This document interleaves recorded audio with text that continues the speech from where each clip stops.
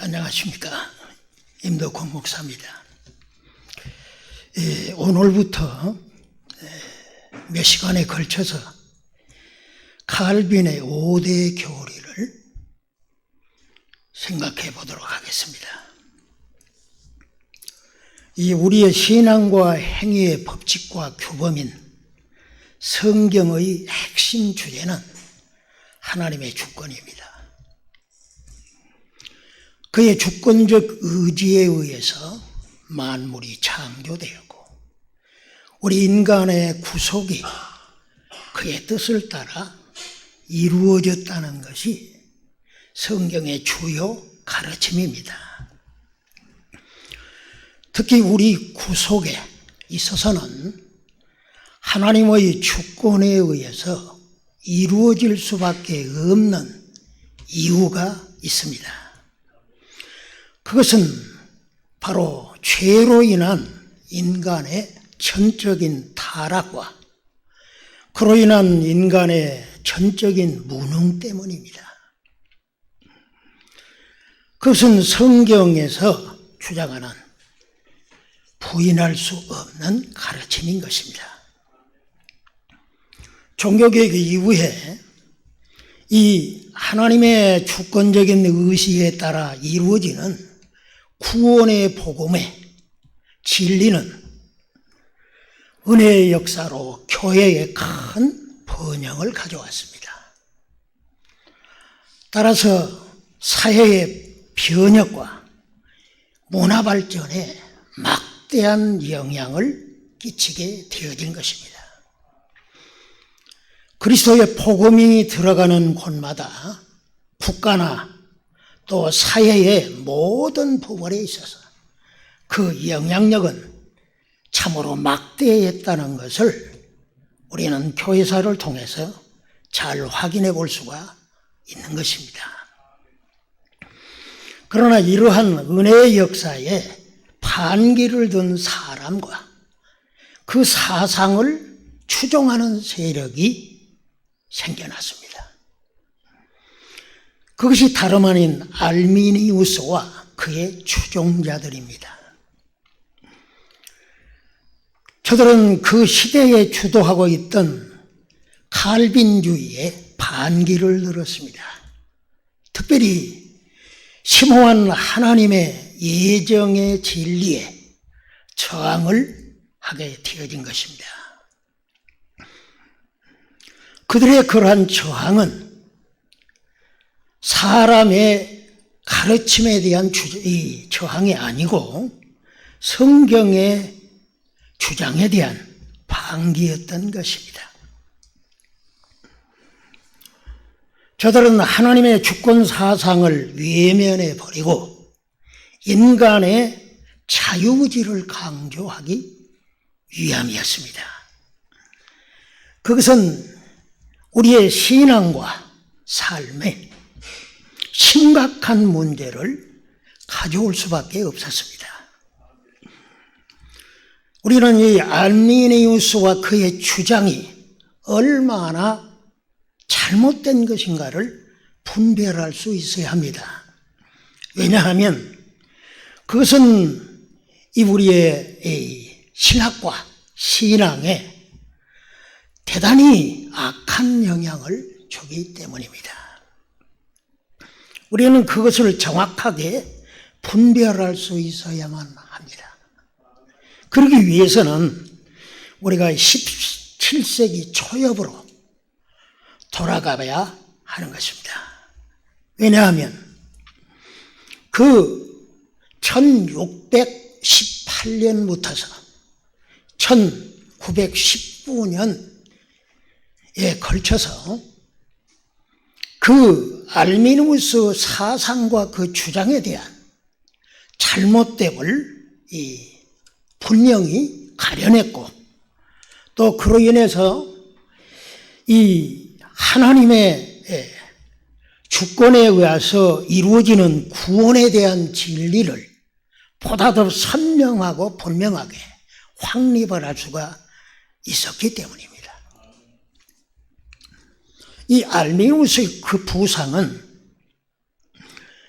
교회 안에서뿐만이 아니고 이 국가에 있어서도 막대한 분란을 가져오게 되어졌습니다. 알메니우스는 1900년에 지병으로 죽었습니다.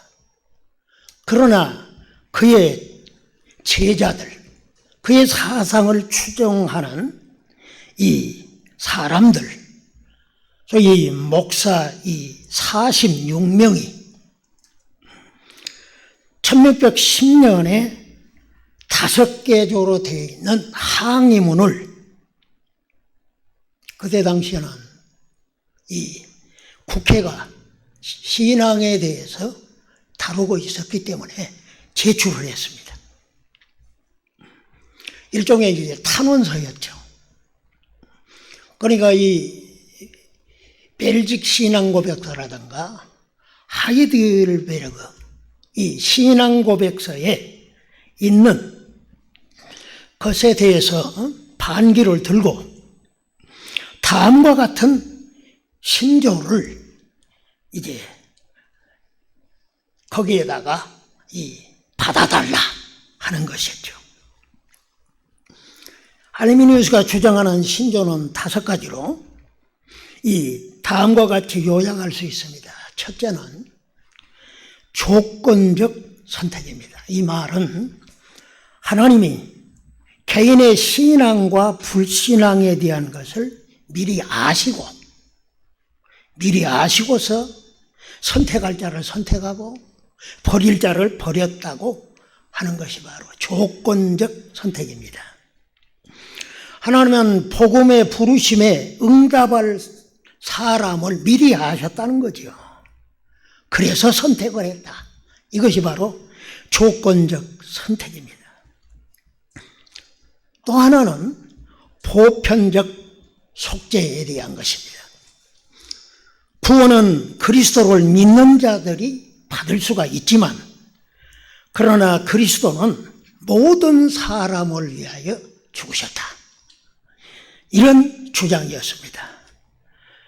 또 하나는 이 부분적인 타락인데 인간은 하나님을 믿지 못할 만큼 타락한 것이 아니다.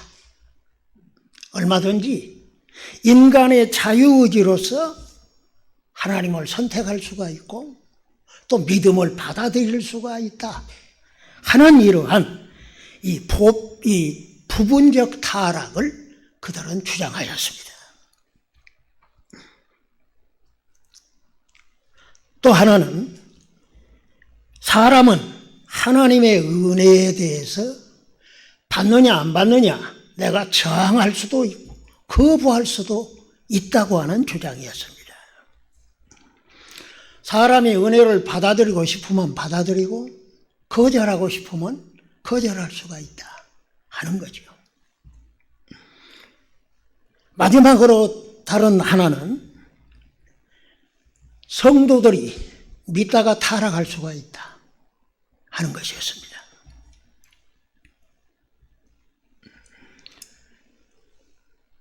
이 구원받은 사람이라 할지라도 종국에 가서는 구원을 상실할 수도 있다는 그러한 주장이었습니다.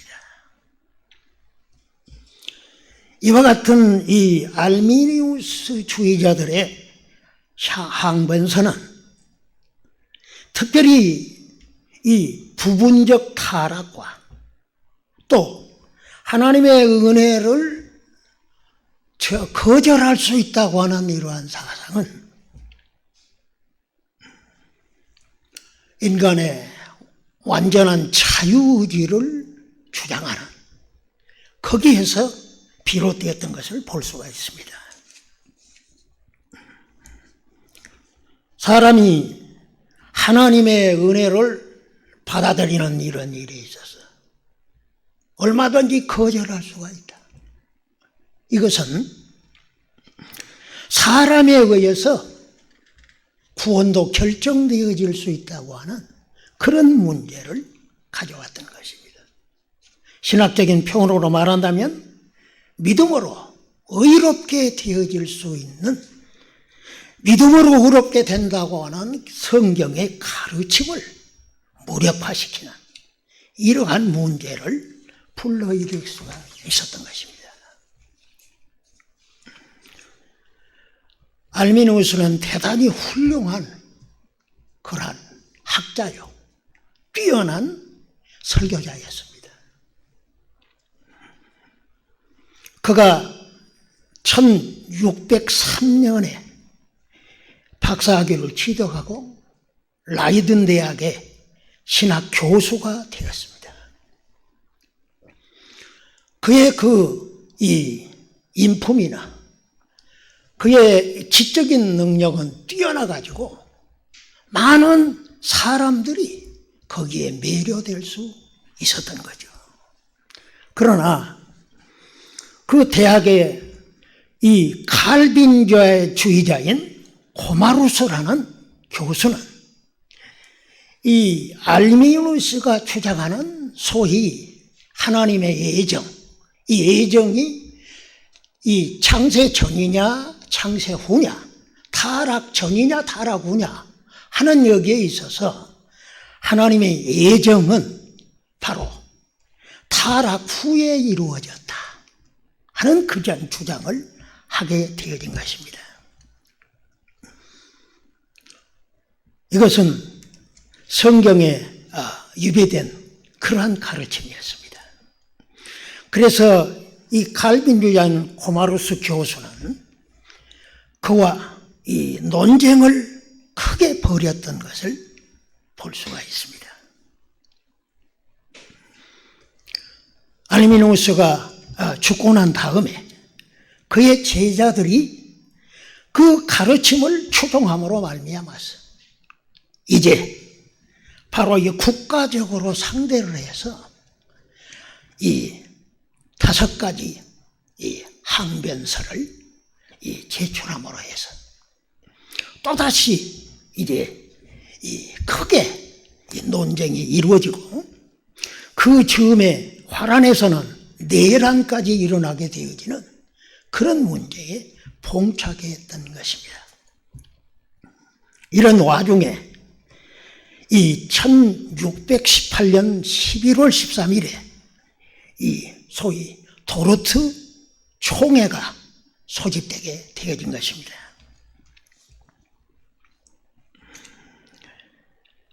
이 도르트 총회의 이 상황을 살펴보면 그때 당시에 칼빈의 예정론을 반대하는 이러한 이 탄원서에 이 반기를 들어서 소위 이제 칼빈주의자들이 국내에서는 바로 이제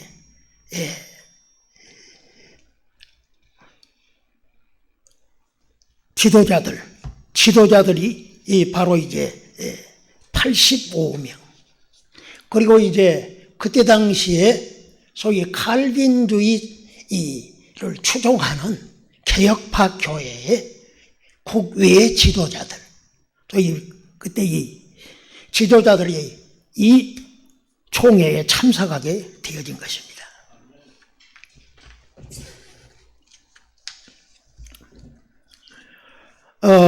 거기에 참석했던 이 사람들이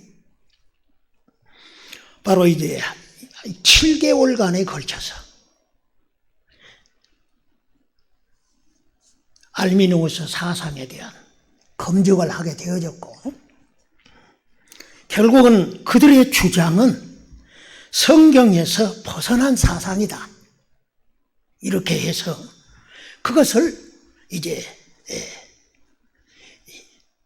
비판하고 또 그것을 이단으로 정죄하고, 그러므로 이제 국가에서 알미누스 주교자들을 추방하는 이러한 일이 벌어지게 되어진 것입니다.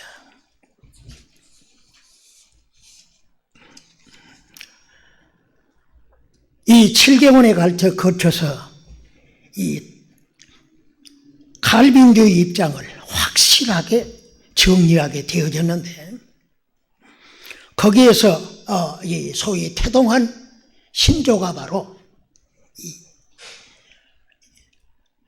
트로트 신조, 소위 칼빈의 5대 교리인 것입니다. 영어 투립의 이 첫 글자들을 따라서 이 인간의 전적인 부패, 그리고 무조건 선택, 제한된 속죄, 불가항력적인 은혜, 성도의 견인, 이러한 이 신조들을 거기에서 채택하게 되어진 것입니다.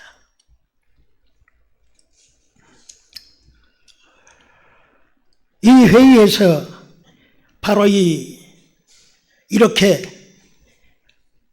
오늘날까지 우리 이제 그 소위 개혁파 신학 입장에 서 있는 교회들이 사수하고 지켜오는 이러한 이제 신조가 있음으로 해서 오늘의 이 기독교가 바로 이 구원에 대한 진리를 보다 더 확고하게 이 자리 잡고 가르칠 수가 있게 되어져서 성도들에게 큰 유익을 주게 되어진 것입니다.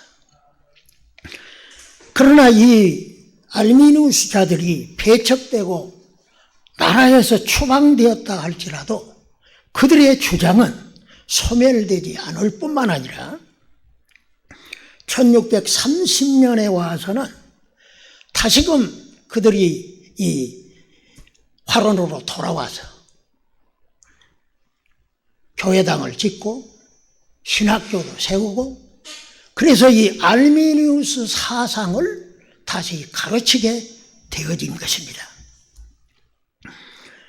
이 알미니우스주의의 이 발전은 18세기에 이르러서 소위 우리가 잘 아는 존 웨슬리, 소위 감리교의 창설자죠. 그 창설자인 존 웨슬리에 의해서 소위 복음주의적 알미니안주의가 받아들이게 되어진 것입니다.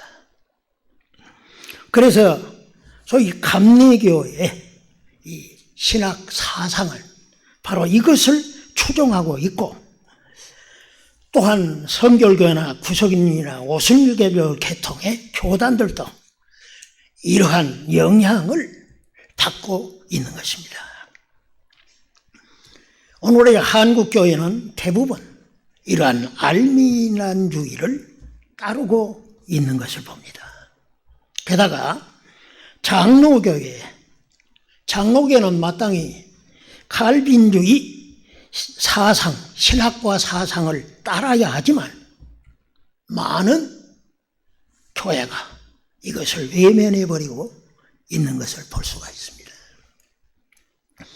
심각한 것은 장로교 목사가 신학 수업은 받았다 할지라도 이 칼빈주의에 대한 이해가 부족해서 그 가치의 중요성을 모르고 있다는 것입니다.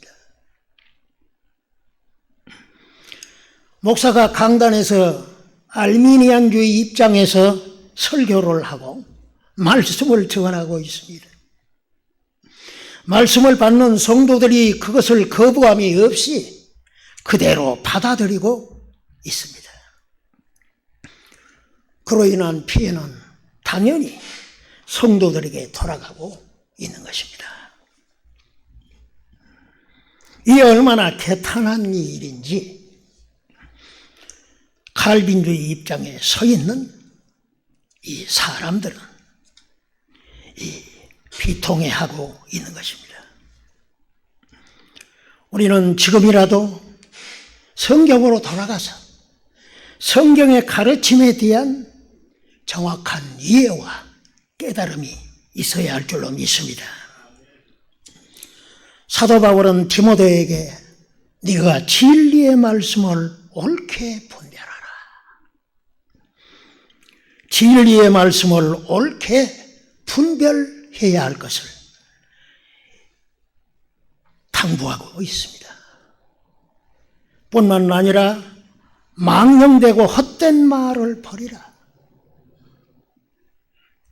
신앙에 도움이 되지 않고 오히려 해가 되어지는 그러한 가르침이나 주장들을 버려야 될 것을 경고하고 있는 것입니다. 성경에서 벗어난 가르침은 영적인 독이 되어집니다. 신앙에 도움이 안 될 뿐만 아니라 오히려 해를 가져다 주게 되어지는 것입니다. 오늘의 우리는 성경을 벗어난 가르침을 배제하고 진리를 따르기 위해서 앞서간 이 위대한 종들이 구축해 놓은 이 진리를 탑습하고 연구해야 할 그러한 필요성을 갖게 되어지는 것입니다. 주님은 핏값으로 사신 자기 교회를 위해서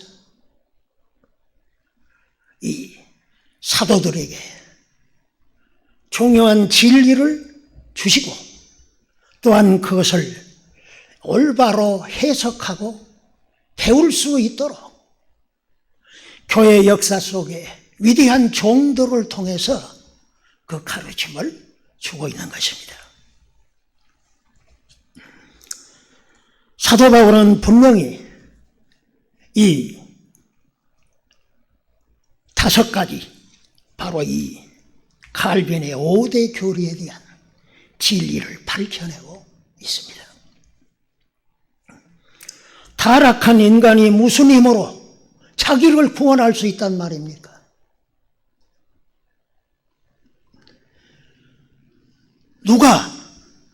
누가 하나님의 조건에 맞는 존재가 있냐 이거예요. 어느 누가 하나님의 조건을 내우신다면 거기에 맞는 사람이 있냐 이거죠. 의인은 없나니 하나도 없도다. 예레미야는 만물보다 거짓되고 부패한 것이 사람의 마음이라. 부패하고 타락한 인간이 어떻게 하나님의 조건에 맞을 수 있냐 이거죠. 조건에 맞아 선택받을 수가 있냐 이거예요. 알미누의 가르침은 성경과 정반대되는 것입니다. 하나님의 은혜가 없이 사람이 구원받을 수 있나요? 그 하나님의 은혜를 거절해버린다면 어느 누가 하나님의 은혜로 구원받는 길을 갈 수가 있단 말입니까? 아무도 하나님의 은혜가 없이는 구원을 받을 수가 없기 때문에 하나님은 분명히 에베소 2장 8절에 있는 말씀같이 너희가 은혜로 구원을 얻었다. 이것이 하나님의 선물이라. 하나님의 은혜 주는 자에게 믿음이 선물로 주어집니다. 하나님의 은혜 주지 않는 자는 믿음이 없습니다. 믿음은 선물인데 선택받지 못한 자에게 어찌 선물이 주어질 수 있단 말입니까? 사람이 하나님의 은혜를 거절할 수 있다고요. 죽은 자가 무슨 힘이 있습니까? 영적으로 죽은 자가. 그래서 우리는 이 중요한 선조들이 세워놓은 가르침에 우리가 붙잡혀야 되는 겁니다. 저는 이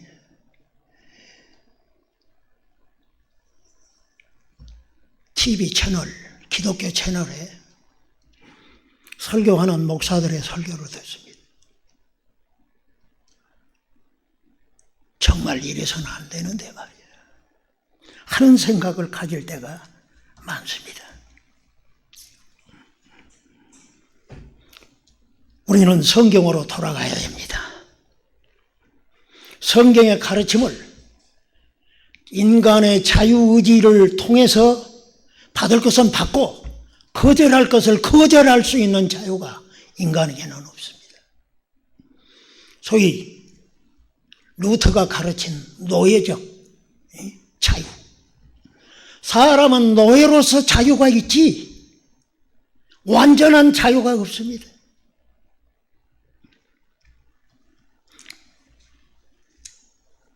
그래서 저는 이 몇 시간에 걸쳐서 우리가 이미 알고 있는 것이라 할지라도 다시 한번 이 칼빈이 주장했던 이 5대 교리를 생각해보고 우리의 신앙을 확고히 세우고 우리가 바로 한 사람 한 사람의 구루터기가 되어야 되겠다는 생각을 갖는 것입니다. 이사야 선지자는 말합니다. 밤나무 상수리나무가 다 폐입을 당한다 할지라도 구루터기는 남아있지 않냐. 그 구루터기는 바로 거룩한 씨다. 그리스도는 우리를 거룩하게 하십니다. 주의 피로 거룩하게 하십니다. 거룩한 씨로서 이 시대에 참으로 암울하고 어두운 이러한 이 시대에 있어서 진리의 등불을 밝히던 저와 여러분이 되기를 소원합니다. 하나님 아버지, 앞서간 위대한 종들이 세워놓은 성경의 진리들을 우리가 보다 깊이 이해하고 깨닫는 기회를 허락하여 주옵소서. 그래서 오늘의 교회 실정을 정확히 파악하고 진리의 말씀으로 돌이키고 세우는 귀한 일에 쓰임받는 우리 모두가 되게 하여 주옵소서. 주 예수님의 이름으로 기도합니다. 아멘.